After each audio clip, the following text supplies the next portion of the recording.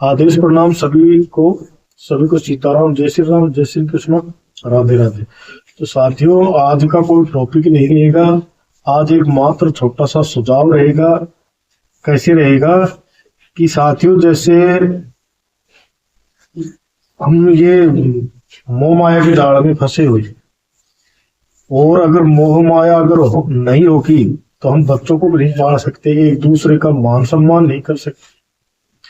पक्षियों में भी इतनी लालसा होती है साथियों, क्योंकि जो 5 शत्रु होते हैं, काम, क्रोध, मद, लोभ और मोह।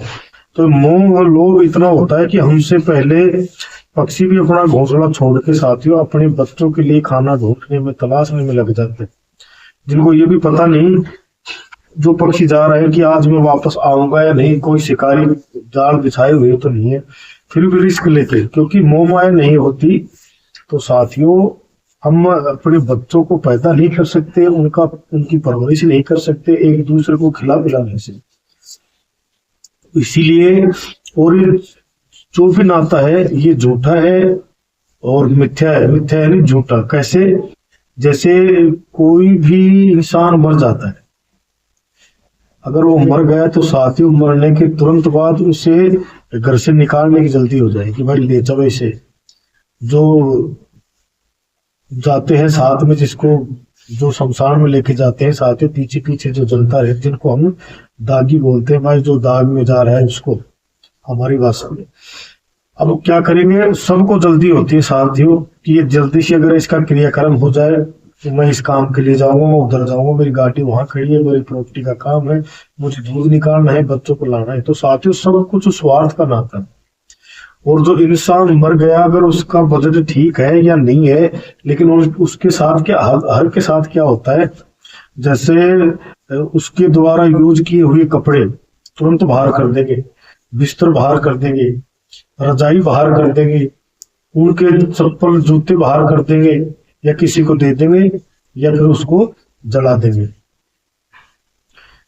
क्यों? ये रहेगा कि नहीं, ये इसने इसको यूज में लिया था इस सामान। अब वो पता नहीं उसकी आत्मा इसमें रह जाएगी, या कोई अपशगुन हो जाएगा, मुझे डर लगेगा, या फिर ये घर में अच्छे नहीं।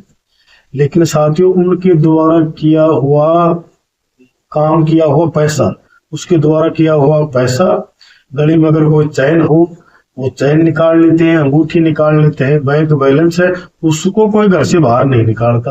अरे अगर कोई महंगी उसकी वस्तु है तो साथियों उसको भी नहीं निकालता। तो बताओ, स्वार्थ का जमाना हुआ कि नहीं? अगर बिस्तर निकालते हैं, बेड निकालते हैं, चप्पल जूते निकालते हैं, उनके पहने हुए वस्त्र निकाल, लेकिन कमाया हुआ धन ये नहीं निकालता।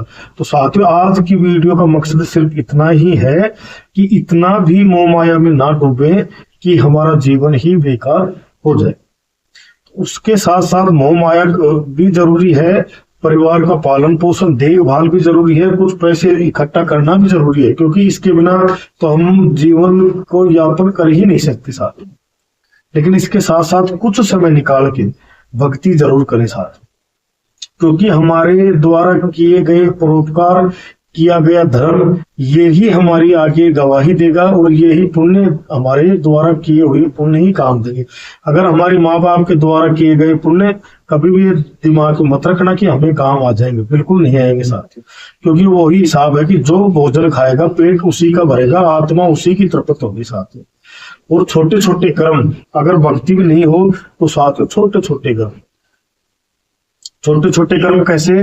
जैसे अगर हम कुत्ते को भी अगर कुछ रोटी वगैरह डालते हैं, किसी जीव को डालते हैं, तो साथियों कर्म का कर्म, धर्म का धर्म। और दूसरा, उसके डालने से होता क्या है कि साथियों, कितने भी जो इंसान कुत्तों को रोटी खिलाता है, जानवरों को रोटी खिलाता है, तो साथियों हजारों क्या, अगर उसके लाखों करोड़ों दुश्मन भी होंगे तो साथियों उसका बाढ़ भी बांका नहीं कर सकते, क्योंकि ये इनको खिलाने से ये बला टल जाते हैं साथियों, और धीरे धीरे सभी दुश्मन उसके दूर हो जाते हैं, मुंह मोड़ लेते हैं साथ। ये काम करें। दूसरा काम, अगर कोई ज्यादा बजट है उनका, कुछ ठीक ठाक है, तो साथियों जरूरतमंदों की, दूसरों को फिक्र करना शुरू कर दे वो आदमी। तो ये समझ लो साथियों, ये भी बहुत बड़ी भक्ति है। जैसे कोई सर्दी आ गई, किसी भिखारी के पास पहनने के लिए कपड़े नहीं है, कंबल नहीं है, रजाई नहीं है, तो साथियों उनको जुराब, जूते, कंबल वगैरह दान करें साथी। कोई भूखा है तो उसके लिए साथियों कुछ भोजन का इंतजाम करें। और जैसे कोई के पास चप्पल नहीं है, चप्पल दे दे, कपड़े नहीं है, कपड़े दे दे। तो ये जन सेवा कर दे साथियों। तो जन सेवा करने से क्या होगा, ये होगा परोपकार का कार्य।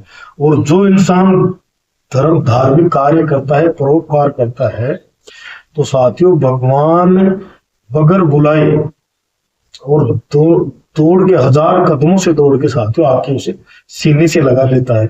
लेकिन इसका आवाज सिर्फ उसी को होता है जो ये कर्म करता है। दूसरे एक वक्त की नजाकत को, वक्त की हकीकत को पहचाने साथियों। जो वक्त के हिसाब से चलता है तो साथियों उससे वक्त, जो वक्त होता है उससे वक्त पर बहुत ही उचित फल देता है साथियों। थोड़ी थोड़ी भक्ति भाव जरूर करें साथियों। अगर पक्षियों को जो दाना डालता है, कैसे भी पक्षी, जैसे बहुत सारे पक्षियों की योनियां हैं साथ, अगर कोई भी एक दो स्थान पकड़ ले, कोई मंदिर है उसकी छत पे अगर दाना डालने लग जाए तो पक्षी उसको खाना शुरू कर देंगे साथ। तो ये देख लेना, समाज में उसकी मान प्रतिष्ठा बहुत ही ज्यादा अपने आप ही बढ़ जाएगी। ये छोटे छोटे टोटके होते हैं जिसमें साथियों आदमी राजा के जैसा जीवन जीता है। छोटी छोटी बातों का ध्यान रखें। और ये जो मैंने अभी थोड़ा सा टॉपिक बताया था कि मरने के बाद साथियों सब चीजें बाहर करते थे, लेकिन धन कोई बाहर नहीं करता। क्यों? क्योंकि झूठा संसार है, सब माया में लिप्त है साथियों। तो कुछ त्याग करना सीखे, अच्छे परोपकार करना सीखे साथियों। आज की वीडियो सिर्फ इतनी ही थी। और तो छोटे छोटे मैंने बताया, ये छोटे छोटे टोटके भी हैं समाज में। क्या इस दुनिया में अगर ये छोटे मोटे मैंने अभी बताए हैं, ये काम जो आदमी करता है नित्य क्रम से, तो साथियों देख लेना, जिएगा जब तक राजशाही जिंदगी जिएगा। चाहे गरीब घर में हो, लेकिन खाना पीना मान सम्मान उसको ऐसा फील होगा जिएगा जब तक कि अपन तो बिल्कुल सेठ की तरह, राजा की तरह जीवन यापन कर रहे हैं साथ। तो आज की वीडियो यहीं पे समाप्त करते हैं। जय श्री नाथ जी।